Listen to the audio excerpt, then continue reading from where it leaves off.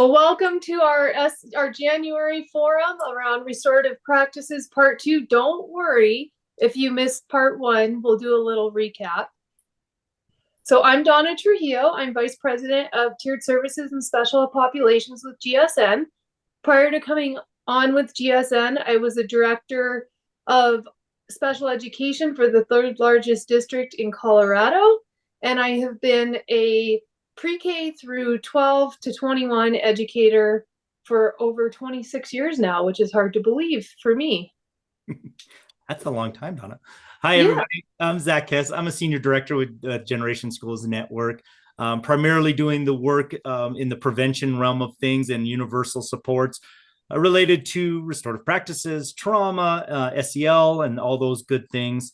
I started out my educational career in youth corrections as a special education science teacher for incarcerated youth, 14 to 20. So that was a great experience getting me started, and where a lot of my passion comes around restorative practices and trauma-informed schools work.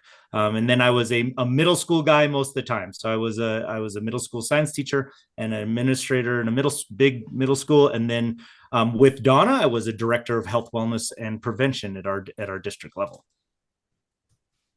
Hi, everyone. I'm CJ Roberts. I am the director of our health and wellness work, as well as our social emotional learning curriculum. And I am just here to support you guys and learn just as much as you all. All right, well, diving right in. So here's a quick food for thought for y'all. Research shows punitive discipline is associated with negative student outcomes, including decreases in achievement, increases in dropout rates, and continued disciplinary actions. Many of us already are aware of that. Some of us don't always connect it. However, research also shows positive outcomes are associated with alternative discipline methods. That reverses those numbers. So that's what we're talking about today. This data did come from Colorado. However, we do know it works in other states this way as well. And just we want to acknowledge there are other alternative discipline methods, right? Today we're talking about restorative practices as right. We really love and believe in. So why are we here today? Well, when conflict happens in your community, we want you to have the tools to be able to resolve that conflict in a way that helps you maintain that positive relationship with those you're involved with. Keep that culture and community that you work so hard to build intact, and repair and those relationships that have become harmed. And finally, the important step is reintegrating the harmer back into your classroom or school community. So what is our definition of restorative discipline? It's a whole school relational approach to building school climate and addressing the student behaviors that fosters belonging over exclusion, social engagement over control, and meaningful accountability over punishment. This replaces fear, uncertainty, and punishment as motivators with belonging, connectedness, and willingness to change because people matter to each other. So some food for thought. What stands out? What needs defining or agreed upon for a common understanding? Or can you explain the why behind this? Feel free to drop anything in the chat box that you'd like to share or thoughts that you have about this quote. Zach, what does it mean to you? Oh, this work is so important. I think when we talk about behaviors and we talk about young people, I don't know, we talk about human beings, right? We're gonna make mistakes, and we all have so much going on in the background that when we come into these stressful situations like a school environment, we're expected to perform, we're expected to do these things. I just feel like there's a better way than exclusion. They are kicking a kid out of class and punishing them to change some of those behaviors. Because I want them back in the school. I know how important it is to keep them engaged, connected to positive adults. That's what this work does for me. It is SEL. It is trauma informed. it's important. And it is hard. I'm not, I always say this when I do these trainings, I'm not sugarcoating anything. This is not magic pixie dust, and it is not easy. I think it's worth it. Yep. And like Sherry and Ashley are talking about in the chat, it's hard when your administrators are not on board or that whole school approach. However, what Zach and I want you to know is you can be the champion for change. And we're giving you resources and ideas today where you can display those and model those through what you do. And that's what we see when we work with schools, is it takes one champion to make a change. And you can use this in your classroom, even if others aren't. And a lot of, I see in the chat too, the restorative practices is about teaching and learning, that growth mindset. Totally agree with that. That neurological regulation, it provides that vehicle for supporting optimal learning conditions. Yes, that's the culture, community, climate piece of this. And David, I hear you. Well, and then we have an administrator here, David. He shared that he wants to put it in place, and his teachers want to be more punitive. It's hard to change. Mm-hmm. David, I was that administrator. So here's the thing about this work. When we're talking about that whole school work, it really does take that, but this takes time. And another thing around this work, guys, in an hour and a half, Donna and CJ and I have with you, that does not really realistically prepare you to do the work this takes to do effectively and with fidelity. This is a 2 to 4 year process. We could definitely be an ally for you. You want to reach out to any of us, you'll have our emails. You have it already probably, and we can help you walk through that process. I have made so many mistakes, David, as the guy that was like, I want this to happen, and by God, we're going to make it happen. That comes with its own set of consequences. Yeah, it's very interesting. Yeah. So I feel you, man. It's just not easy. You really have to think about the upfront work of building capacity and readiness, and take it slow. And so if your staff isn't ready, then they're not ready. That doesn't mean you never can do it. It just means that my first action that I have to do is I have to build their readiness for this work, which might need to be just some education, some conversations, get it out there in the open of what's bugging people about this, right? Like, there's a lot of misperceptions. There's a lot of things. So anyway, especially do you mind if I jump? Go. Yep. As the, my title, which is new this year, is Dean. So, the teacher will say, you are the Dean of Discipline and you need to hammer them and this. And I'm like, well, no, I also don't know them. I'm only 4 months in. I don't even know you, and so we have to learn and grow and get to know each other. And in my opinion, a student or a learner or a teacher is not a piece of paper, and there's no code of conduct that's going to figure out how to help them. And if the kid got detention from being late 15 times already, clearly that's not helping him. It's not changing the behavior. We have to find something else different. But as a former teacher, I see the opposite, where you have to be sensitive to their needs and say, I can't just let this misbehavior go on. And it's got to take getting to know each other and relationship building. And like you said, it takes time. I'm 4 months there, but it feels like it should have been 4 years already. How it's going. So thank you for listening. I appreciate it. And I'm glad to be here. Just absolutely, David. And we can set up some other time to talk too, but just don't rush it, man. Don't rush it. Take your time. And just, the one thing I didn't know, and I know now, is that I'm not my audience. So you have the heart for it, obviously, and you're passionate about it. I was passionate for it. And I couldn't understand how people weren't. I'm like, what do you mean you don't get this? Right. I love that. Not my audience. You need to go hammer him. Oh, well, the kid wakes himself up in the morning. He's 14 years old. He's got to get there. He's 15 minutes late to school. He's trying. It's 7:15 in the morning.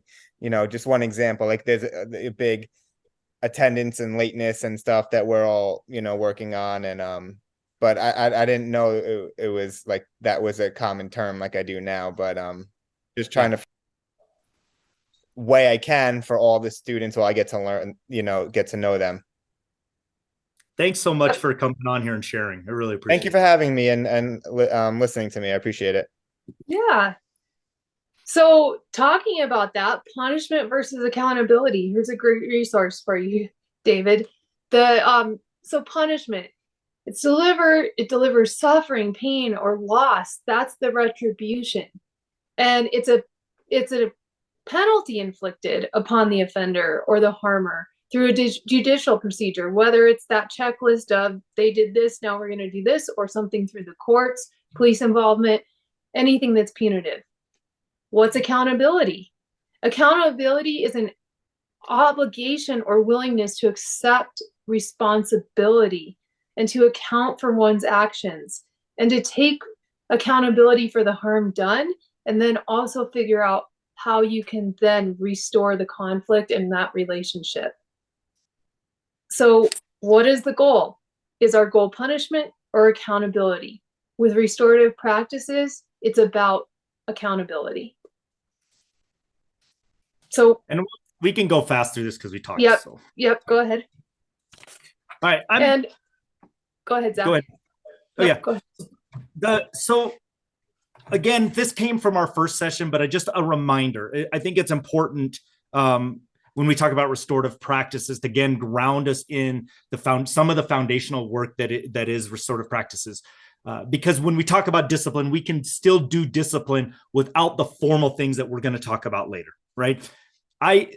Oftentimes you'll hear about the 5 R's of restorative practices, which are amazing. If you've done any other trainings, you'll probably have heard that. International Institute of Restorative Practices kind of has hit its tenets of restorative practices. I've been doing this a long time, and I felt like the heart of restorative practices were these four things. To me, it really starts with belonging. How do I get people to feel like they are accepted and belong to that community? I don't know about you, but if I feel accepted in a community, like I truly am valued and belong there, I'm going to do my darndest not to upset that, right? I'm going to be on my best behavior. I'm going to try really hard, right? Even if I've got to work through some stuff, right? I'm going to try. And so I feel like that's a huge thing that we're missing with adults, with young people. Are they accepted for who they are? Do they truly feel like I am part of this and I belong? That gets into this conversation of dignity. To me, there's a big difference between dignity and respect. Respect is earned. Dignity is an absolute given. Everybody has self-worth and value, right? When we think of it from a trauma-informed lens, and you think of children that have had to, had those adverse childhood experiences, most often from the adults in their life, to think that they automatically respect an adult because they're the adult figure in the classroom or in the school, that's asking a lot, right? That's asking too much as far as I'm concerned. So we all have to earn respect. We as the adult in the building, in the classroom, we have to earn the respect from the kids. I think that happens when we establish belonging and we treat everybody with dignity, like they matter. When we have that, now I feel safe. I can own my conflict, right? Any harm and conflict. I can take responsibility. This means that all voices are heard, voices of the harmed and the harmer. In restorative practices, the difference that what we see out in our society, in restorative practices, equal time is given to the person that did the harm, but also the people or person, the community that was harmed. They need voice too. They need to be able to say, this is why this hurt me. This is why this was a problem. I need a chance to talk and explain this, and then we can work things out. We can hold people accountability. That's where we get behavior change. Research is really clear about that. Punishment does not, especially for our most impacted students, punishment does not work to change behavior. Punishment will not work with a student that's been impacted by adverse childhood experiences. They're not going to change behavior. It sends them right into that survival part of the brain. There's no cognition happening there, right? So we have to be cognizant of that. Once this is happening, we are back to the whole point of all of this, right? I think as far as what we want as a classroom teacher, what we want as a leader in a school is to build this community where everybody feels like they belong, where we're all working hard, we're learning, we're doing these great things. This to me is cyclical, right? Once that's happening, I make the community whole after harm and conflict have happened. Everyone feels like, okay, I messed up. I've been given the opportunity to make amends and make things right. And I had a part in that. We make this community whole, and now we're all feeling like we belong again. You've seen this a lot also. This is the social discipline window. I just want to, many people that have been in this work, you've seen this, and you've seen this quote. I love the quote. To me, this sums it up very much. And I think we are all can align into this quote of how we feel when things are being done to us or for us, or when we have leaders or people in authority that do nothing. It's not a good place. I like this actual depiction of the social discipline window because I like the brain state piece. I like to point out where our young people are and our adults are when different sort of environments are being created, different communities are being created, where more cognition, where more learning, where behavior change is happening is in that with box.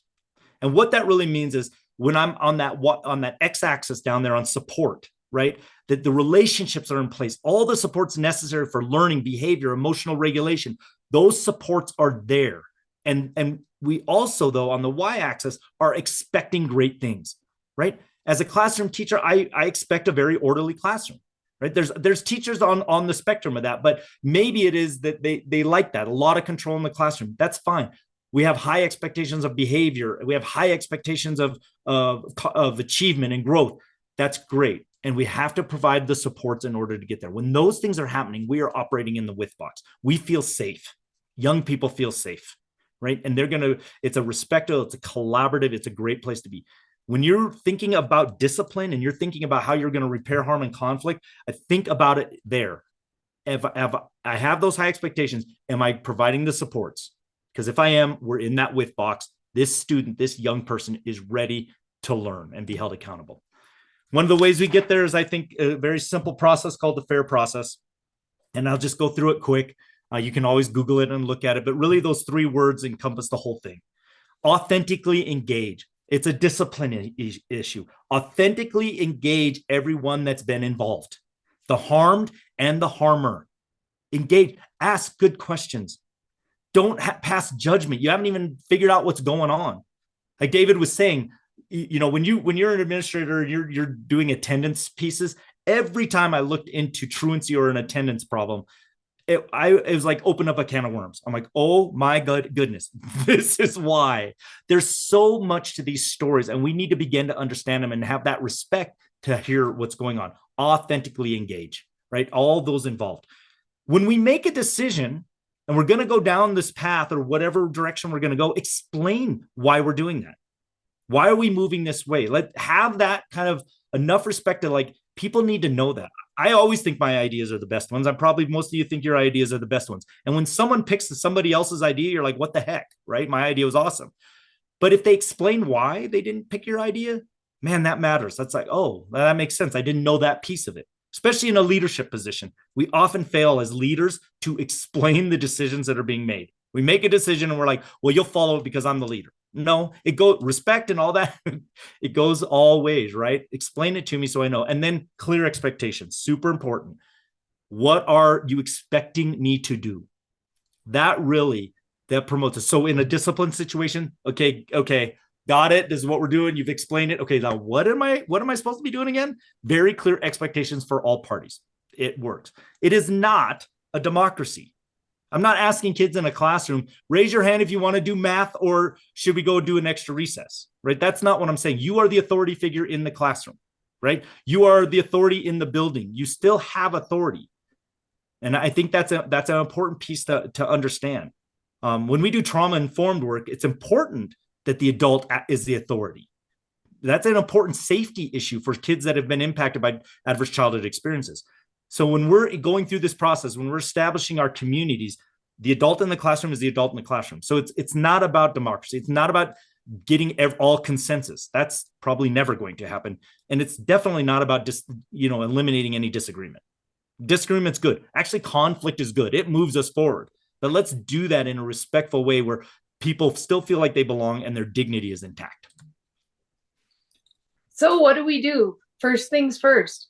How do you respond and not react? Well, a lot of this is tied to our brain science, right? Our amygdala in our limbic system is responsible for our fight or flight mode, just like animals. So when we get overwhelmed or something is causing anxiety, we're tired, we struggle with our feelings or something is happening and then we're triggered, our immediate response is to fly, to just get out of there or shut down or completely disengage. And so that's part of human nature. That's part of the brain. Our amygdala controls our response. But the main thing to remember, take a breath and remember that behavior is communication, right? Before you react, pause, take a breath, think about how you're feeling at that moment, and name it. Okay, Zach just shouted at me and called me a bitch. I am so angry with him, but let me take a breath. And then I can actually have a conversation with Zach. Why am I getting hijacked right now? Is my child up all night and I'm so tired and I have presentations to complete and this one thing fired me off? What is happening right now before I say anything to this student or another person? Okay. We want to keep ourselves in a state of de-escalation by not immediately responding, not getting into that fight or flight mode, and keep ourselves calm. And then also another way to do this is to think about, well, how are you going to respond? And you're going to be talking about this. What affective language am I going to use in this situation right now? You can use it to communicate how you're feeling, or use that affective questioning to get what's going on with the student out of them. And then tell yourself you can do this. That positive self-talk, just taking that breath. I'm feeling a little stressed right now, but you know what? I know that there's something else going on. I'm feeling frustrated. I'm going to now talk to this student and I can do this, rather than just right out of the gate, get out of my sight. That's often a reaction we have. So we want to stay in our wizard brain, not get into our lizard brain. So what do we get to do next? We are going to practice. So think about, you're sitting in the classroom or in your office as a dean or administrator, and there's a student disrupting the class and showing contempt for you as an adult or a teacher. Maybe they're using foul language, disrupting other kids, trying to get your attention, right? How can you respond to this? And Zach, you and I can talk a little bit about it too. Yeah, we wanted you to just think about this, the stuff we just talked about, before we get to the formal stuff. There's ways you can do this, right? There's things just by understanding where the heart is and the fair process and the social discipline window and how to respond and building community and all that good stuff. Think about this for a minute, and we'd love people to share out. How could you handle this situation with what you know now? With just this. Write it in the chat once you have some thoughts maybe you want to share, or just come off mute. I mean, I know there's 55 of us in here, but seriously, come off mute and just talk to us about it. It'd be great. So what we do is, is this before the formal? Is that what you're saying? Mm-hmm. I'm just saying, before I give you formal strategies, like, oh, okay. You know what we've learned in my school from my principal, who is heavy into restorative practices. We've learned to give statements to the students, like if the student's being disruptive, we say how we feel. You know, we could say like, I feel, for instance, I feel, or Zach, I feel disappointed in you. Because I know that you are capable of doing better. So, you know, give it like a feeling, like an affirmation, like we're connecting to it. So we don't right away become defensive. Yeah, right. I love that. I mean, it's amazing how much validation matters, right? When we're feeling dysregulated or whatever's going on, and then someone actually is like, acknowledges like, yeah, that I see you right now experiencing this, and then something positive. Nice. What else is out there? What else you guys got? So I'm seeing in the chat, you know, even just taking that breath, thinking, I see a lot about figuring out what is really going on. and using that affective statement or restorative questions to talk about it, which we'll be talking about in a bit for those of you who aren't aware of those. Yes. I love the language about connecting, making that connection. It is the number one protective factor against risk factors. You know, that once you feel like you're connected to someone and that belonging, and especially from a young person to a trusted adult, that's huge. And so you take the time to actually just connect with them, validate where they're at and feeling, and like do a little like that part of fair process, you know, with that authentic engagement. That's huge. Yep. So now what? Well, we're going to get formal because now we're going to give you the specific steps that give structure and ease of implementation. And like Zach was saying earlier, we need to outline the why behind things. We've all gotten a wedding invitation likely that says black tie. And the first thing we think is, oh, what am I going to wear? Right? That's what we're going to do now. You're getting an invitation to a situation where harm has been done and a relationship needs to be restored. So we're going to give you those specific steps and a guide to get there. And we do have a restorative practices continuum. So these are the things that you need to do with your restorative practices. And we're not going to get to be able to be experts today, but there is a continuum. Oh, Zach, that didn't come up. So you can see we've color coded with the dots below. So there's a less energy and a more energy. That less energy, you can see those are going to take you less time, less energy to complete.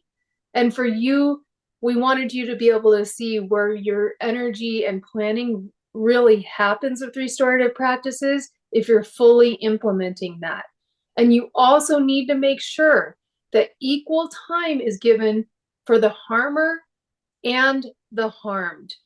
We don't want our harmer to be the only one talking or our harmed to be the only one talking. They need to share equal time to be able to restore that relationship, for the harmer to take accountability, and to be able to come to the next steps for resolution, agreement, and then that reintegration back into the community or classroom setting. So, what lens must we view this work from? Well, there's a list here, right?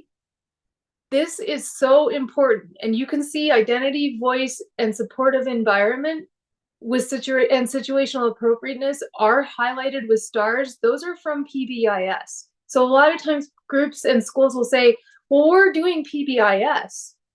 Well, you are, but you can add in restorative practices very easily into what you're already doing and bridge that gap and extend what you can do for your community, for your students, for your teachers and your families and yourself. But remember, we need to keep our students' identity. They need to, even our staff, identity, voice, provide that supportive environment. Think about the situation that has happened, deliver things based upon the appropriateness of that, keep that relationship intact. That sense of dignity that Zach talked about earlier is just as important as these others. Accountability and being trauma responsive, making sure we understand that many of our students have experienced trauma and we do not want to inflict more harm, whether inadvertently or advertently. And then here's our tips. Affective questions. We talked about this. Avoid using should. Avoid asking why.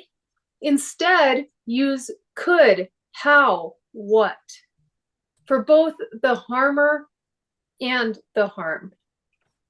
So we have a list next that will show you this. So for the harmer, what happened? What were you thinking about when? Who was affected or impacted? That gets them thinking about, oh, it's more than just me. I might have hurt somebody. And then what are you responsible for? And what can you do to make things right? That's where our accountability comes into play. And for those who are harmed, again, what happened? How has this affected or impacted you? What's the hardest thing? what are you responsible for? Sometimes when you ask that question for the harm, you learn, wow, the harmed was actually bullying the other kid, and the harmer reacted to that bullying. It can be very insightful for you to get the big picture. And then lastly, what do you think needs to happen to make things right? That gives you insight as to what may work to repair that relationship, restore that relationship, and also to help the reintegration into the community. There's, before we get on the one-on-one agreement, those questions are a great baseline for everybody, and they can be used throughout that continuum, and you use those throughout for everything, and use iterations of that. Some of the most fun PDs or projects I've done with schools in implementing this is having them, use the criteria, those suggestions, use those as a kind of a template, and then come up with their own for their school. And they make little business cards out of them, and they hand them out to everybody, right? They have a front and back on the business card. And so all the teachers, all the admin, they have them, and it's got the school, mascot on it, or logo or whatever. Just as a reminder that these questions, these are how you want to address the behaviors in the classroom. Or whenever, that's that impromptu conference that was way on the left part of that scale of little time and energy because it's impromptu, but you're still using affective questions. And you can respond too when things get out of control, or you feel like they're not interested. You can use things like I statements. I feel this way, or I'm thinking this, or I take it back to you if the kids or the harmer or harm get stuck at all. You can reflect and use and model those I statements when you're having the conversations. 100%. So let's say you've used those affective questions. You've tried some things with a particular student. You've just done your good stuff, proximity, using affective questions, affective language with them, connecting with them, and still just the behaviors continue. And you need to kind of up the ante a little bit. You need something a little bit more formal. I really like this one-on-one agreement. And you're gonna see why, just the way it's organized, how it is, it really is respectful. It really ensures dignity is there. And you'll see it right here. So you guys will get the slide. I would say that if you want to change some of this stuff, that's fine, but I would stick with the kind of the philosophy and the order of the questions and what we're doing. And so see what you notice as we go through this, right? Some of the very, easy stuff, that date and the name of student, name of staff, that's just for your data collection. One thing we want to do about behavior, which I like about PBIS work, is collecting data, having data around behaviors and those kind of things, so that we actually are using an informative conversations and approaches to this.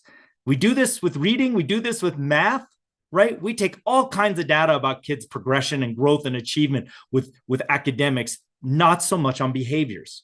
And I still don't understand why. I think we should be taking data. I think we should be looking at it for lagging skills, and so that we can address those and build skills, right? And this could be one thing that's helpful. If you notice, the first thing we start off with when we're talking to the student is we start positive. They're expecting you to come in, you're like, you need to see me at lunch, right? You need to see me during the passing period or at recess. All right, Johnny, we have to have a conversation. They're immediately expecting this boom right off the bat, but we're not going to do that. We're going to talk about what's going well. We're going to give positive acknowledgments. First, the adult about the student. Johnny, when you are engaged in class, you have some super creative ideas, man. I really enjoy you and some of those ideas. When you fully are present in class, man, there's some amazing stuff. You really understand this content, or whatever it is. Or I've seen you be such a good friend so many times, or whatever it is. And if you can't see anything positive, I would say that you need to take a step back and find something, because there's always something.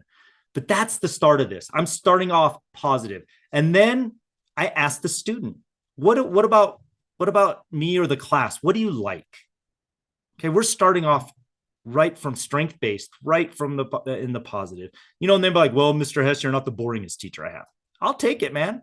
Like this is starting to have some relationship with people. I can joke with them. I'm like, oh, thanks, man. I'm glad I'm not the board, whatever it is, right? But challenge them because there's something cool going on in class. I really like the peers in my class. And okay, good. Yeah, you have a lot of good buddies. I've noticed that, right? Like, that's great. Okay, then we're going to get into the concerns. But I'm not going first. I want to know what is concerning the student about my class.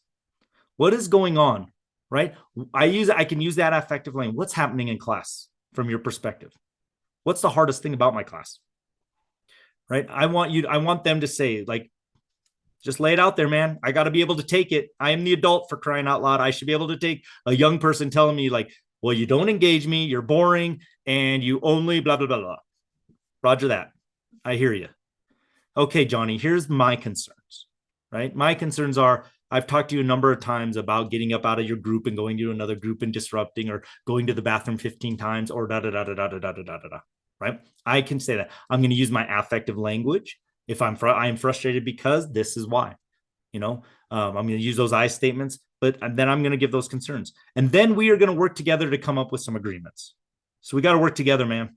I love you. I don't love the behaviors. So what are we going to do? Right? Let's work together. Again, just not me, right? It's not my community you're just visiting. It's our community. So have some input. I'm authentically engaging this student. So what do you think we can do? Okay, that sounds like a great idea. What would you need from me to help you with that? Okay, this is what I need. Okay, great.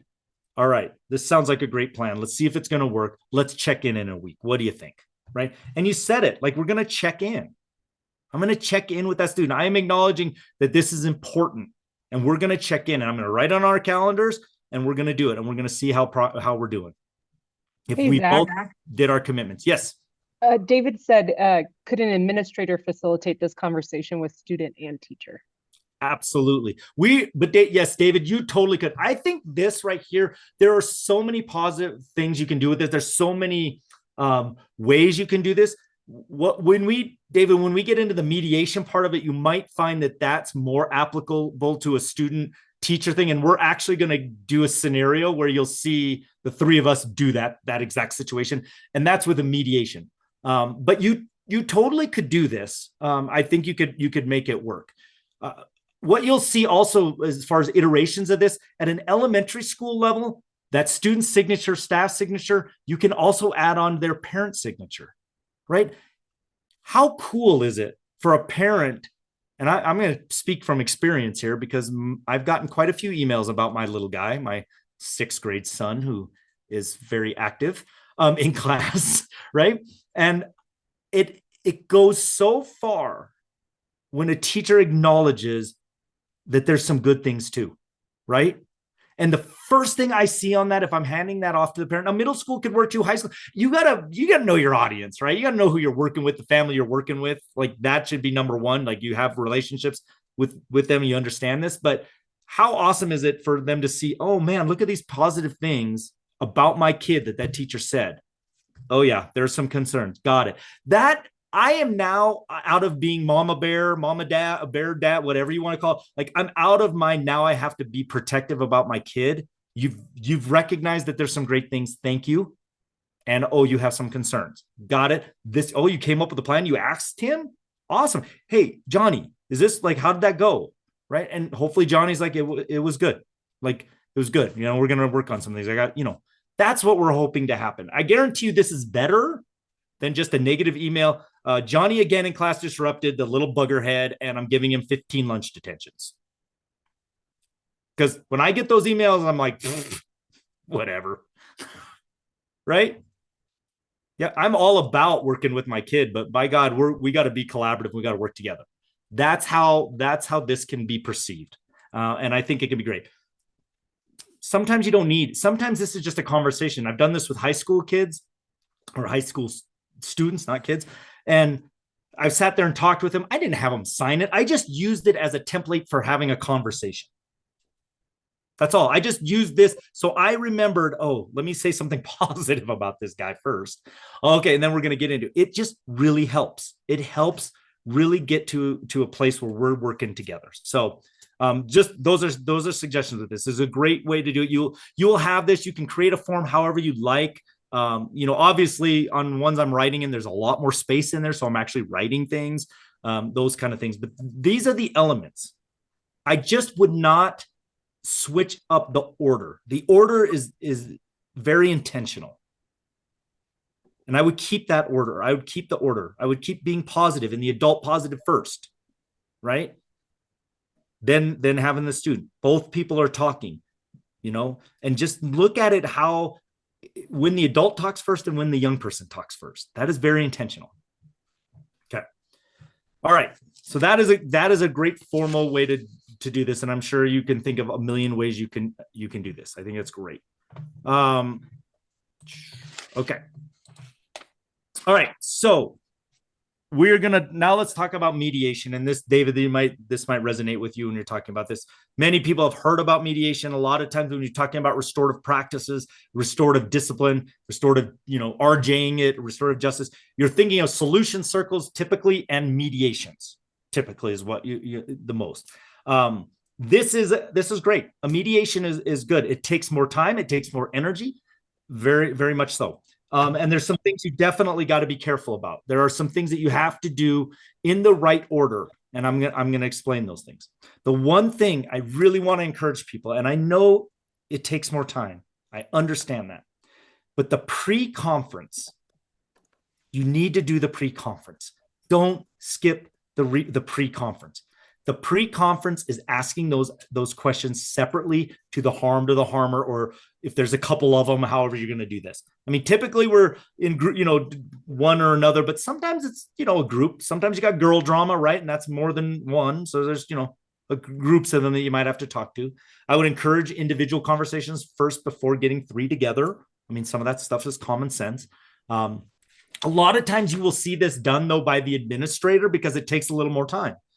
That expectation of this happening in a classroom, like with a classroom teacher, that's a lot. Like you're going to have to be very comfortable and do it pretty quickly and that's on your own comfort level. I would not set that expectation. This is usually something more serious, more time intensive, and having someone else, a counselor, maybe a restorative practices practitioner in the building that you have, that staff member or an administrator or the dean to do these.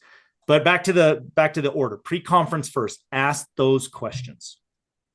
Ask the affective questions, non-judgmental, authentically engaging, building relationship and rapport, and trying to figure out don't assume just because someone said it, like this is exactly what happened. I can tell you the amount of times that is, again, right? There's two sides to every story. So make sure you're taking the time. You will find out things in these individual conversations that are going to then inform you on how you want to do this conference or how you want to do this. I say, if possible, sometimes you can't. Sometimes it's like, who's in the office first, whatever's happening, right? I get it. But when we start to ask those pre-conference questions, like, what do you want to do to make things right? And you get to that question, what do you want to do to make things right? And a possible option, right? And you might need to kind of insert it as like, what about getting together and talking this out? So when you ask that question, if you have determined that there's more of a harmer and a harmed, and it's not kind of gray, and it's, a lot of conflict between people is gray, right? They're got some things to do. But if you know this, right, and it's kind of cut like black and white, right? And you're like, okay, this guy definitely the harmer, this guy definitely was harmed. Ask the person that did the harm first if this might be a possibility. The reason this comes into play is like power differentials, bullying type of situations. So think of it from a bully situation. Donna was bullying me, and we had to go to the office. And the administrator, CJ is going to be the administrator. CJ asked me, hey, Zach, I know this is really hard. Would you want to, talk to Donna and talk this out? And I somehow at that moment have the courage to say, yeah, I'd love to do that. Cool. That's great. And then CJ goes and asks Donna, who is the person bullying me, hey, what do you think? And like, I'm not going to talk to that dork. Are you kidding me? And then CJ has to come back to me and say, oh, never mind. Wow, that power differential, right? Who has the power? I just got harmed huge. So you got to be careful when you're asking that. If you sense something like that, if you don't, you're like, would that maybe be, I don't know. Like, I have to talk to the other person first, but like in your, like, what do you think? Maybe. Okay. All right. I got to check with the other person. Like if that's the order, but if you're going to make a commitment, make sure you get a commitment from the person that did the harm first before, because in a power differential, that harm, the person that did the harm says no, then I'm not even going to ask the kid that got harmed. I'm not going to put them in that situation, right? I'm not offering that up, or I'm not even going to tease that out. Okay. So we ask those questions. Now, from those questions, have we determined that they've taken responsibility? Yes, reasonably so. It doesn't have to be like, amazing. Oh my God, Mr. S, I totally messed up. It's all my fault. I'm not talking about that. Like, but they've reasonably taken some responsibility for what they've done.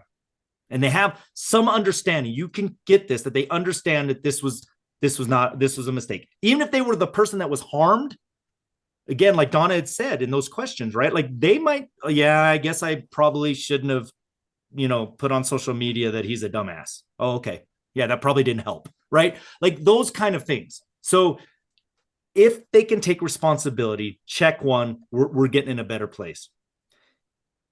The reason this pre-conference is so important is you are going to get an understanding if this is going to be safe to bring these people together. I can't tell you how many horror stories I've heard where they don't do the pre-conference and they just bring two people together and start asking the affective questions. It can cause so much harm to one or the other because they aren't prepared. You haven't set them up. You haven't gotten an idea of where they are in this whole, like in their state of de-escalation, right? We talked about that, right? We want to be at the state dependent de-escalation. Like, where are they? Are they still in fight, flight, or freeze mode? Then I'm not bringing two people together. That's not going to come out well. It's not going to work. Right? I need to know if they're in a place that's ready and it's going to be safe. They're able to follow my facilitative directions. When I ask questions, when I say use affective language, use your I statements. When I say one person's going to talk at a time, you're not going to talk over people, right? If I don't get a sense like, oh man, this kid is not ready. This is not going to happen today. I need to do a little more work. And then I'm going to approach this again. But let's say we do such an amazing job. Our school is all about this. The culture has been set. Everybody knows what's going on. We know how this is going to work. And the two people are like, absolutely, I screwed up. I want to talk this out. It's important. As the facilitator, this is safe. They've taken responsibility. Now we go into the mediation. And it's simple now, right? I'm asking the same questions. The reason I ask the same questions is because there's already going to be this heightened sense of like stress, right? There's already going to be more stress bringing two people together, even though they know it's coming. And if I all of a sudden throw in some random question they've never heard, that's going to activate the amygdala, could possibly send that person into a stress survival response. And then it's the Jerry Springer show for all of you old enough to know what that means, right? That's not what we want, right? So ask the same questions. We do not want pandemonium, chaos, and throwing of fists up in your office, right? Like that's not what we're going for. So ask the same questions. And then you'll allow each one to do it. I've done it where I've asked all the questions to one, all the questions to the other. It just worked. Usually it works if it's like alternating, especially if you got a kiddo like my son who's expected to sit there and listen that whole time. That's not going to work, right? They need a chance to participate in that back and forth is usually the most way that goes. This is all about finding commitments and solutions. This is all about getting them to be able to talk it through.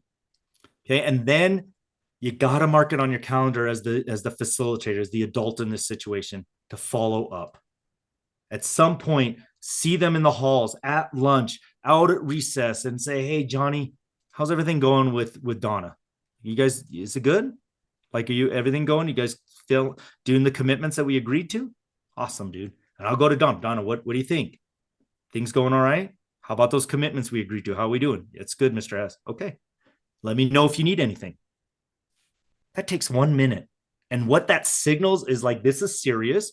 I truly care about you. This is, and I'm always there. You always have someone you can come to if things aren't working. That's someone's question always. Well, what if they don't follow the commitments? Well, then you start the process over again, right? Like, It's all about learning. What that is yay. Now it's another opportunity to learn from some mistakes, some behaviors that we create. Like, let's learn from this. That's what school's all about, right? That's what discipline, the root word of it, is all about, right? Learning. We're trying to learn, become better human beings. And sometimes it takes conflict and making mistakes. Well, and can I jump in real quick, Zach? Yes, Because ma'am.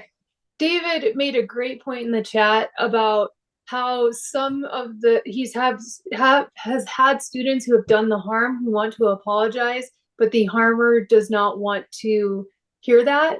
And they might just be empty words, but that's why the pre-conference is so important, because you hear what the harmer is willing to take accountability for and ideas for them from what they could do to make it right. But you're also having that conversation with the harmed for what they need.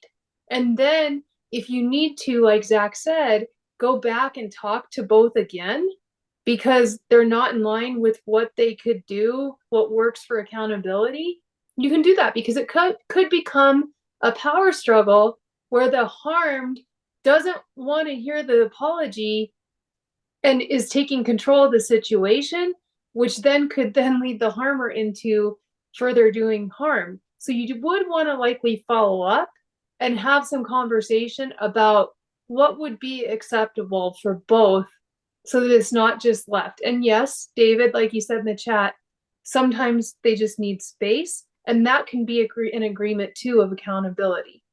When That's you've talked exactly to the harmed, the harmer, you can go back to them and say, you know, that apology, they're not ready for it. All they need is space from you. Can you agree to that? Exactly. And if it's a safety issue, like there's some serious safety concerns, then you have to put some other plans in place. You might have to create a safety plan. Mm-hmm. And right, again, this just because you're asking questions and getting people together is not this magic pixie dust. I understand there's all kinds of complexities. And so you have to have that tiered approach. And sometimes you exactly space, a safety plan, some time, but you're checking in. The goal is to get them to a place where we can do that, you know, and hopefully you get there. And sometimes you never do, but behaviors change because you are invested and you've taken the time, and the students feel that, right? Both of them, the harmed and the harmer. Okay. All right. So we're going to observe one really quickly. I'm going to kind of give you the situation. I want you guys just to kind of observe what's going on. This is definitely based off of a real situation that I've had. Not just one time. And so what you're going to see here is a mediation between a teacher and a student. The student was sent down to my office. I'm going to play the role of the dean or the administrator that's in charge of doing this discipline. It's part that uses restorative practices as our way of doing it. The student has been sent down, was sent down maybe yesterday or a day before. And pre-conferences were done. Donna is going to be our teacher in this situation, and CJ is going to be our student. Okay. There's a little background. Hopefully you'll hear that. I'm not going to give it all away, but what the situation was that basically they got into, you know, some verbal arguments, some words being said to each other. It's a high school situation, right? And Donna ends up kicking CJ, get the heck out of my class type of thing, right? And so CJ comes down to the office. She knows she needs to do that. And so we're going to address this situation. But I've talked to each person individually in the pre-conference. Both of them have taken some responsibility for their actions. And I know that this is going to be safe for both of them, right? I know I'm in a place where the adult is going to be just fine, and we're going to be able to get to solution, and that the student is regulated and the student is fine and has taken some responsibility, and that we're able to move forward, getting commitments and finding solution. So that's our situation. So we're going to start as if they came into my office and they're both sitting there. Okay. And we're going to do this. Keep me on time, guys. We only have, got to get on to the next one okay. We've got only a couple minutes. I'm apparently long-winded. Okay. Thank you, Mrs. Trujillo and CJ, for coming in and being willing to do this. Like we discussed in the pre-conference, we're going to work to get to solution. I'm just reminding you some of the rules of our mediation. Use those I statements and that affective language, please. Ensure that when one person's talking, that we're actively listening to what they have to say and not interrupting. You will all get voice and you will all get your turn. and that what we're doing here, this stays here. This is amongst us. This is not something we need to bring to the rest of the staff. Donna, this is not what we need to bring to the rest of the student body, CJ. And so we're just going to do this. So I'm gonna start off with CJ and ask you a first question, just really quickly. CJ, what happened? There's some untrue rumors going around on social media, and there's students in the classroom that brought it up, and I just got defensive and scared about those rumors, and so I was speaking out in class to them when Mrs. Trujillo just screamed at me and then kicked me out of class. Okay. All right. I just want a reminder, both of you, because that just some of that language to remind you to use those affective statements, right?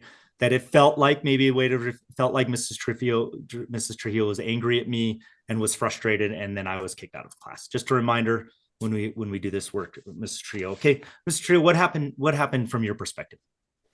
You know, I really became frustrated and upset when CJ was talking during class, because I've worked so hard to create this lesson, and I also know how important the content is for what we're doing next, and I didn't want her to miss it. However, I was not at my best that day. My child was sick at home, and I just was not in the right space for handling that at that moment. Thank you. Thank you. And we'll get a little bit more into that in a second here. But CJ, who is this affected? Or impacted the situation? I feel like it's impacted the class because there was a disruption. I feel like it affected me because I feel like I've been put in a bad light, and I don't think that's authentic to who I am. And I feel like it's affected Mrs. Trujillo because I disrupted her class and her lesson plan. Thank you. And I'm just going to go right to keep with you, CJ. The next question is, what can you take responsibility for? I can take responsibility that I was speaking out and I shouldn't have. I felt scared about the situation and just reacted. And I can take responsibility that next time I will control my emotions and come to the teacher for help, that maybe I need a second to step away or I need somebody to talk to. Awesome. Okay, Mrs. Trujillo, you kind of got into this a little bit, but what are you taking responsibility for? You mentioned something about not being at your best, but can you elaborate on that? You know, I know I wasn't at my best that day. I know that I was worried about my child, and I take responsibility for blowing up at CJ.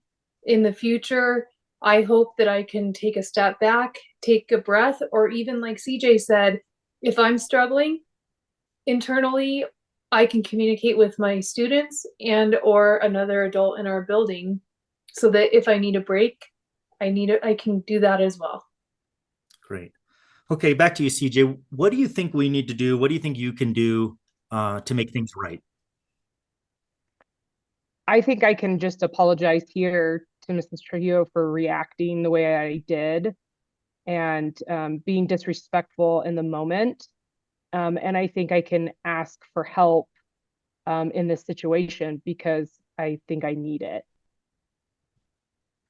Awesome. Thank you. And Mrs. Trujillo, what do you think needs to be done to make things right and repair the harm that was done?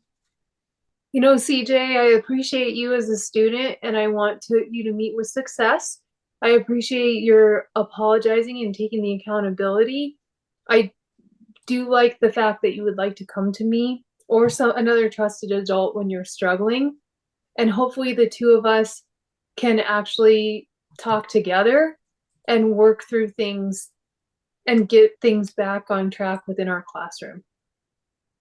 Awesome. All right, guys. I know we don't have a lot of time. You got to get you back to class, CJ, and you have a class coming, Mrs. Trio. But I just want to make sure that I the commitments that I hear is that asking for support and help if you need it. Both mentioned stepping away if you need that, and seeking some other help. But that the apologies are really, for you, CJ, is is what's important and how you think you can make things right.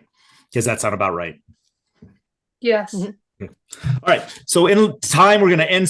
In the time, then I would have that opportunity. I would just maybe I could even step out of the room as the facilitator, let Mrs. Trujillo and CJ have a conversation just on their own. You know, let CJ just in private say, I'm sorry. They usually, when this happens, it's usually very good. And they usually have a conversation and they walk out the office smiling. So there, you know, that's it. So as you saw too, I didn't go over all the questions because there was time constraints in us, but sometimes you're going to have time restraints. And so you're going to just be able to read the two of them. I saw David's question in here, and it's a very good question about what happens when all the teacher wants, if Mrs. Trujillo, her only thing she wanted was discipline, right? That punishment thing. Well, two things. But first and foremost, this is why restorative practices is a school-wide, and it's a cultural shift in your building. It is very, very difficult to do this work. I'm not sugarcoating it. I won't, because I made these mistakes and I don't want you making it. If that is the mindset, and we are in this fixed mindset about punishment versus accountability and doing things restoratively, I don't know that you do these kind of mediations and set a young person up for that kind of interaction. There's nothing worse than putting someone in a position to be vulnerable, to share what's going on, to try to be authentic and own their responsibility, and then have someone, an adult, or someone of authority figure, then be like, yeah, that's great. How many days are you suspended? Right? That you don't do that. There might be different ways you do this. And that might be you, David, as the dean, having that conversation with CJ. I can tell you, delicately approach this with your staff and say, this is even before, this is why that upfront work of setting the conditions in your school, that people are on board with this, that they truly understand what's going in your office. When I started off with this, the biggest feedback that I got is like, how come, Zach, when the students come out of your office, they're smiling? What the hell? Well, because I treated them with respect, because we came up with some solutions, because they realized they weren't Saint and Spawn and they actually were a good human being and they made a mistake and we're going to work towards solution. Why wouldn't they be smiling? Right? They wanted to see, that was the mindset. I had to do a whole year of work, which I should have done ahead, but I screwed up and I had to backtrack, which is not fun. So I'm trying to save you that. Is to do that upfront work and try to get them in a place where they're starting to believe in this. And if they aren't, then don't do this. Don't put a young person in that position or a staff member in that position. You can't force them to not, like, that's the other thing. Like, I'm not going to jam that down a staff member's throat either. Right? Like, I get that's where you believe. I have to honor that. And that's the important part of doing this work and doing that upfront work. So does that answer that, David, for you? Yes, thank you. Okay. I know it's not necessarily it's hard. I mean, this is hard work, and there's upfront work that has to be done to really truly get this. But you get this knowledge, you understand it.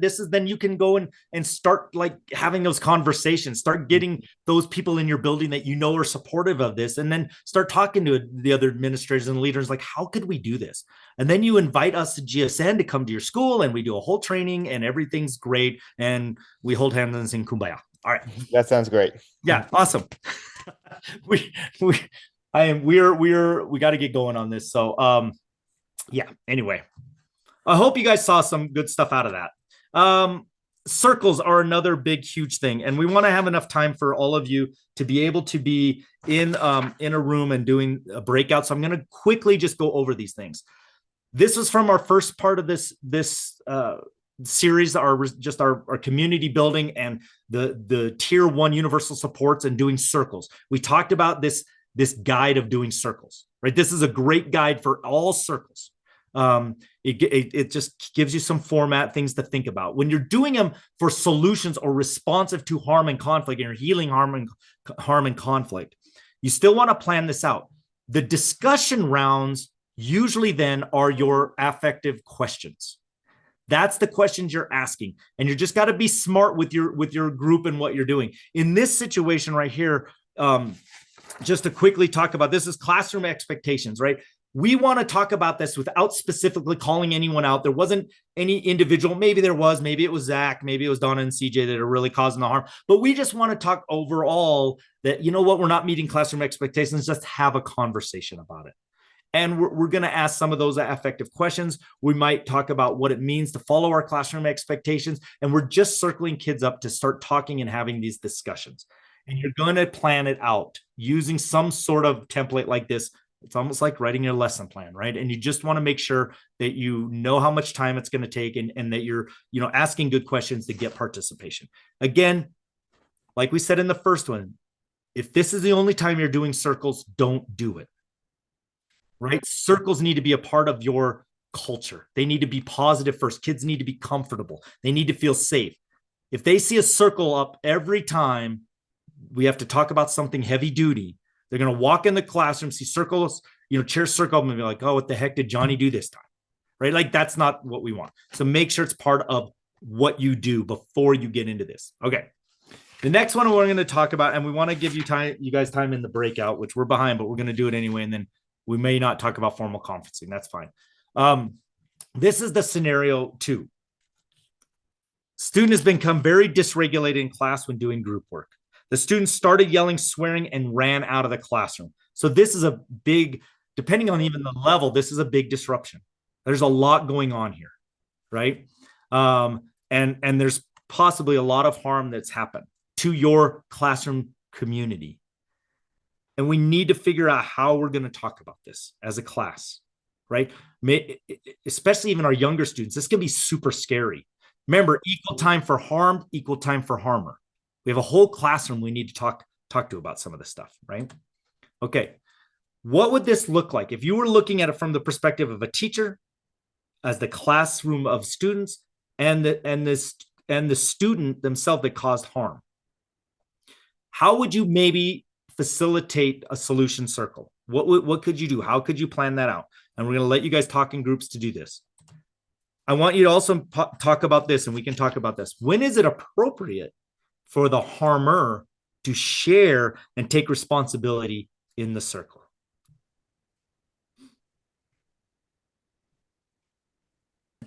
Annie's back in. That's awesome. I loved your book, Annie. Annie? I can't remember. Ani. Yeah. That's great to hear. Thank you. Yeah, there you are. Yeah. Yes, you're welcome. Thank you. I'll write another time. I was gonna check in with you about that. Yeah, that got a lot of emotions. I have to tell you, that was, I mean, it was beautiful and it is heavy duty. Like, it was, wow. Yeah. It was very impactful for sure.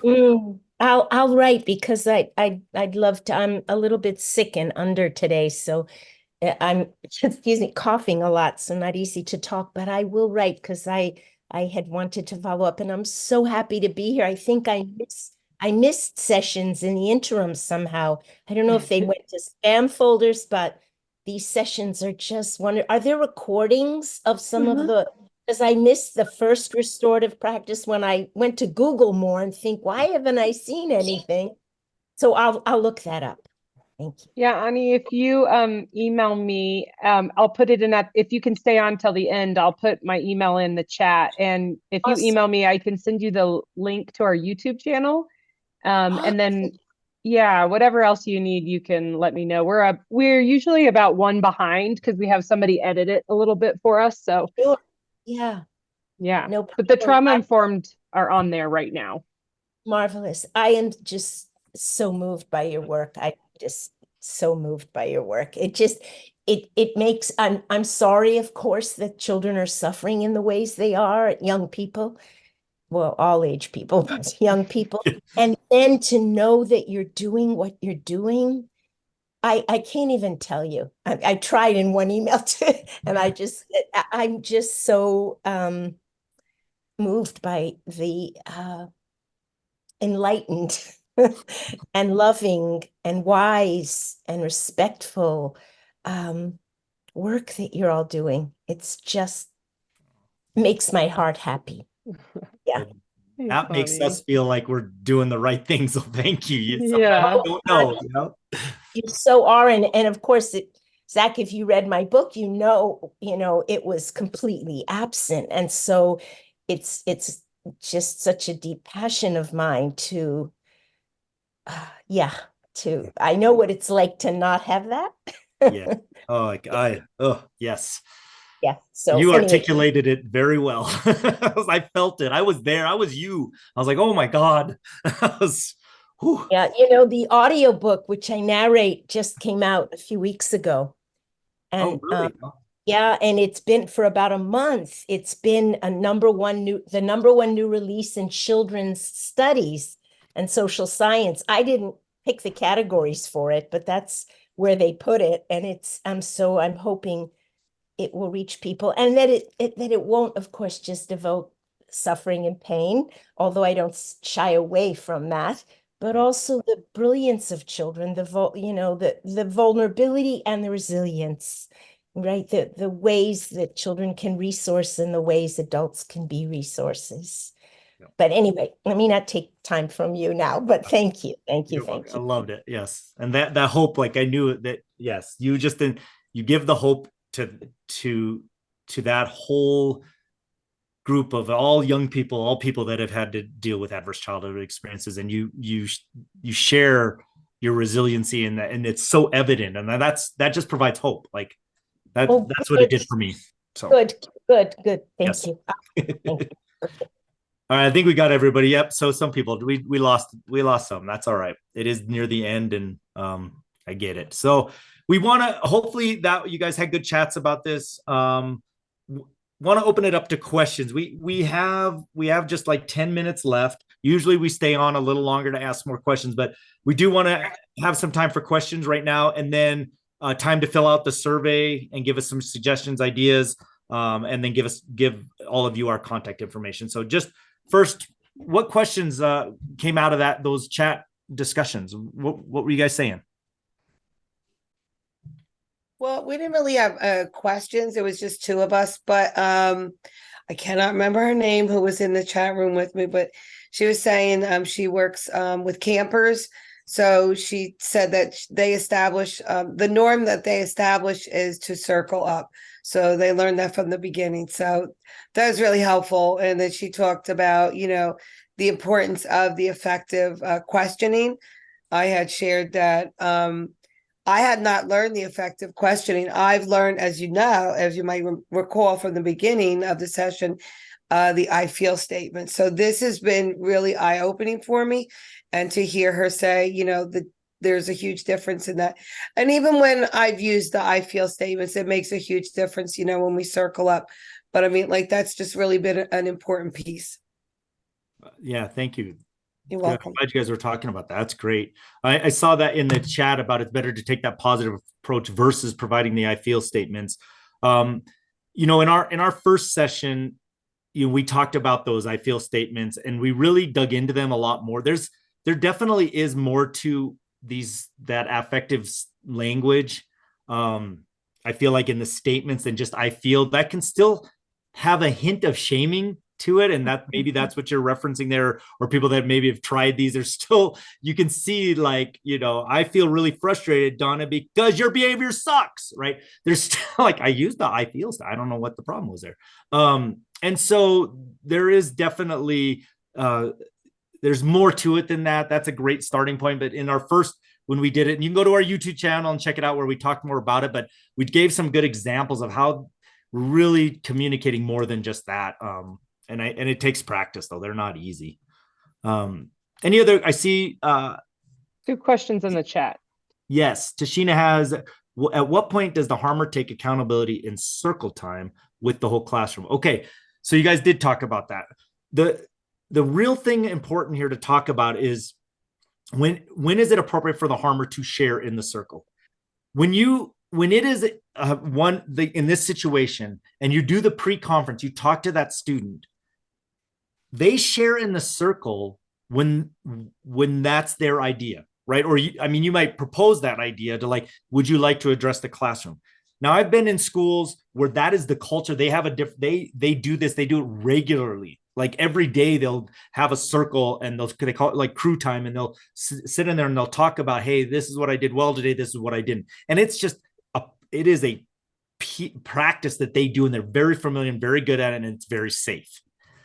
If you are just doing, if that's not part of your culture, but you do circles and you're addressing this harm, if that student says, I am willing to get in front of my class, and own my behavior, right? Then in this discussion rounds, in that facilitation, as the adult facilitating a conversation, I can say, hey, everybody, Johnny has agreed to talk to us about this, right? We're going to really make sure we separate the deed from the doer. We love Johnny. We know he's a positive part of our community, but he made a mistake and he wants to talk to you about that. Johnny, what happened?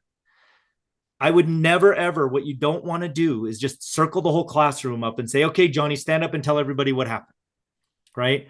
That is going to, survival brain is going to happen, right? That's public shaming. Like if the kiddo's not ready, if that young person isn't ready and prepared to do that, then you don't do that. That's when you have more broad conversations around things like that first scenario. And we can talk about how it feels. How does it feel when, a fight breaks out in the classroom? How does it feel when, if you had something stolen in the classroom, and you have some broader conversations around it? Morning meetings come from the responsive classroom. Yes. So those, that's when you do that. That's when the harmer, that's when you can have that young person talk to the rest of the circle. They've taken responsibility. They're willing to do it. And then you set that up for success, that it's not a shaming thing, that he's a valued member of your community. And this is part of how we're going to repair the harm and reintegrate this young person back into our community. And it's a really positive, it's an awesome way to do it, but you just got to make sure. And making sure that you're calling out the positives of that student as well as others in the classroom as a whole. Hey, Zach, Ashley asked, is it better to take a positive approach versus providing I feel statements?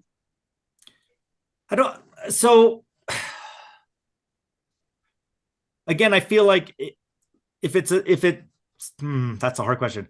I don't know if it's an either or. I mean, I think the positive is, I think you always want to stay positive. And what Donna was saying, that separate the deed from the doer. I love that phrase, right? Because I want to stay positive with students and acknowledge the good stuff about them.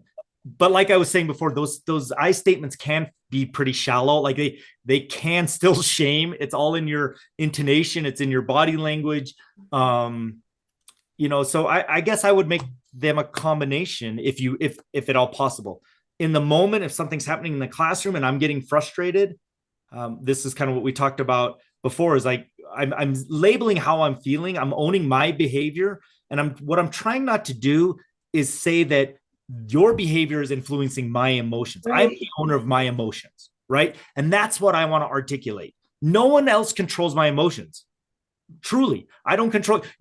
I'm the one in control of my emotions. Now, it is because some need of mine isn't being met that I am reacting in a certain way. So I might say something like, Johnny, I'm getting super frustrated because you're getting up out of your room, out of your group constantly, and getting other groups off task. And that is stressing me out because I have 15 minutes to finish this lesson and I have to move on. And I am worried I'm going to lose control of this whole situation. And that is freaking me the heck out right now. Okay. I need you to get back into your group, do what I asked you to do. What can I help you with? How can I help make this happen? Right. And also too, like when Zach and I create restorative practices, before we ever take a school on, we talk to them about laying the foundation for it, right? It's about doing things to prepare students and adults for using those. What do those statements do? What do they mean? Teaching them how to do things before we start using them and just throwing them into it. And a lot of times it's curriculum that we have available as well to help with that. Yeah, and so you just really want to, like we've said in our other forum and are saying again today, this isn't like a jump in, oh, I'm going to do it and just wing it. you have to be prepared. Your students have to be prepared. And there's some level of coaching and instruction that happens before you just jump into using I statements. You can model them, and in modeling them, explain why you're doing it. You can teach real time with that, but don't expect students to know or be able to use it in the moment without some preloading and pre-teaching and practicing with it. And the comments about morning circles and all that, that's awesome. That's the time. That's creating this culture of using these strategies in a positive way. Kids are comfortable, everyone's comfortable, you know how to use it, you know your students, how they react, you know all this stuff. And it really makes a huge difference that when I use a circle then to address harm and conflict, it's already safe, it's already comfortable. We can do this. And it's just not this novel thing we only do when bad stuff happens, right? Yep. So, and GSN has that curriculum to help you with all of that too. CJ, can we get this survey thing in the link in the chat? Yep. Yes. So here's the survey we talked about at the beginning. CJ's going to link it to or drop it in the chat. Take a minute, fill it out, then you'll get your certificate of attendance, the recording, and the presentation. You'll also get invitations to our future forums, which feel free to pass on to others. And like we said, reach out to us. We can help you with anything you need. We have grant opportunities. We have ways of getting funding for you all. And also, you don't have to worry about that if your school has money slotted or is planning to have money slotted. We have ways to access that as well. We're here to support you. A lot of times as adults, teachers, administrators, we don't have people out there who are outside of our bubble to be able to help, and we're here. Right on. Does anybody have any questions? And we don't mind staying on a little bit after, just to make sure. Oh, do we have a link to the YouTube channel too, CJ? Okay. Yes, I can drop that in. Thank you. So the survey or the feedback survey is the emails that go on the feedback survey is what I use to send the certificates out. I usually don't get to the certificates until the following Monday because a lot of people go in and read the recording. And so I give those people time for those that couldn't attend in person. If you do need it earlier than that, you can shoot me an email. And then you will also receive the recording to this as well as the PowerPoint and in a couple days. Okay. I'll send, sorry, Zach, I'll send the December and the January webinar and certificates all together. So if you attended this one, you'll get both of them. Well, that was fast and furious. I know, everybody. A lot of information. This is not easy work. Hang in there, take your time, go slow, don't rush it. Learn from me and let us help. Let us come alongside you and set you up for success. Zach, CJ, are you okay if I jump off? I gotta go work at our restaurant and close it. Yes, go for Yes, it. go do that. Okay, guys. Thank you, Donna. Thanks, I Donna. see why mine isn't working. It's because it's blocked by my this Oh. application's been blocked. I'm on my school computer and it's like really like tight security. Yeah. Yeah. Wow. It won't let me. Yeah, like we are like monitored with every single thing that we do. Like it won't, like we can't get on a lot of stuff. I'll just put in my email. My email then. Okay. Yeah, just shoot me an email. Were you able to get it? I'll put it in again. Where's your email at? I'm gonna drop it into the chat right Okay. now. I'll just send you an email. But yeah, it's because I'm on my work computer and it won't let me. Yeah. I was like, I had the whole meeting open, but when I actually looked, it's because it was blocking it. Perfect. Yeah, just let us know and I'll send it to wherever you need. Okay, that'd be great. Thank you. Yeah, no problem. I just want to say thank you guys so much. I work for AmeriCorps and I'm out of school, and this was very informative. And I think my school actually does this sort of discipline. So it's kind of interesting to hear all the steps, and I think it's a great process. So thank you so much. That's great, You're welcome, Ashley. Ashley. Good That's work in awesome. AmeriCorps. Yeah. Thank Good job. Thank you. All right. Have a good one. Thanks, guys. You too. You too. Bye-bye. Hey guys, I just before I left, wanted to say thank you for this. I enjoyed it, learned so much, and appreciate it. Um, and I hope maybe I can contact you about working with my school and district. That would be awesome. Where are you at, David? We are I'm on Nassau County, Long Island, New York. Okay. So we're like a decent sized high school, 8th grade to 12th grade. So about 1,000 students, and we're really, I've only been there a few months, but the goal is over the next few years, hopefully, to kind of make it a less punitive culture and more restorative. Awesome. Good to hear. Great work. I'm glad you're in there doing it. Just, yeah, give yourself a lot of grace, man. Like it takes time.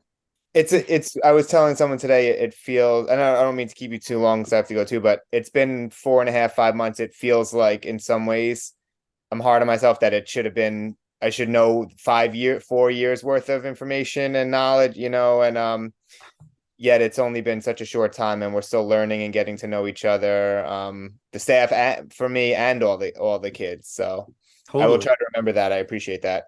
Yeah, I always give the the metaphor of, people always say like, oh, you're doing this work, it's like, turning a ship. And I'm like, restorative practice is like turning the whole Navy. Like this is hard. It's just hard. You have so many cultural mindsets that you have to, like, that you're up against, and people just fixed in what they were used to as kids and how they were disciplined, what their experience was in schools. And it can be pretty foreign. And so that takes time, but once they get around to it and they understand it, and I think you give them voice, you value them for those things, then they come on board. When they start to experience it, that was my biggest thing, is I started involving the teachers in these like situations like I did with Donna and CJ, and actually had them part of it. And they're like, oh, I had no idea. Like I did not understand that that's what was going on in here. And you see, they're like, this is really good. I'm like, yeah, but I did not do the upfront work, man. I was like you. I was like, I'm going after this. This is not how we treat kids. And like, I went for it, man. And boy, did I pay. I paid. Yeah, we'll see how the rest of the year goes, and then I'm looking forward to also like a full summer, after of knowing everybody and seeing the culture and getting myself in there, and hopefully getting through this year and starting next year having had a year of experience and doing it as much as I can now, but growing with it. Totally. Yeah. Reach out to us. I hope we can work together with your school district. That would be great. You definitely, your heart's in the right place, your mind's in the right place, man. It's good work. Thank you. I appreciate it. Yeah, I'm going to, before I leave now, make sure to have everyone's email. And if it's okay, I'll just maybe even email you tomorrow or the next day and go through this. Awesome. All right. Thank you so much. I appreciate it. Yeah. Have a great one. You too. If no one else has any questions, we might hop off. Again, make sure you write down our emails before we log off, and make sure you send us any questions that you have or any support that we can help you with. This was very, very instructional and very interesting. I learned a lot. Oh, Good, awesome. Fern. Thanks. You, I'm glad. Okay.